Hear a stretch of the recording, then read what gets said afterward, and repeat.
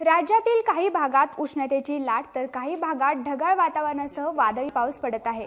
हवामान विभागाने पुढील 4 दिवस राज्यातील काही भागात वादळी पावसाचा अंदाज दिला आहे, तर काही भागात उष्णतेच्या लाटेचा इशारा देखील दिला आहे। हवामान विभागाने आज म्हणजेच 15 मेला आणि उद्या कोकणातील काही भागात उष्णतेच्या लाटेचा इशारा दिला आहे, तर काही भागात वादळी पावसाचा अंदाज देखील व्यक्त केला आहे। तसेच रत्नागिरी, रायगड, कोल्हापूर, नाशिक, धुळे आणि जळगाव जिल्ह्यात वादळी पावसाचा ऑरेंज अलर्ट देण्यात आला आहे।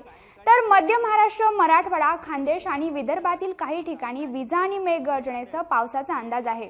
तसेच उद्या नगर आणि नाशिक जिल्ह्यातही वादळी पावसाचा ऑरेंज अलर्ट दिला आहे।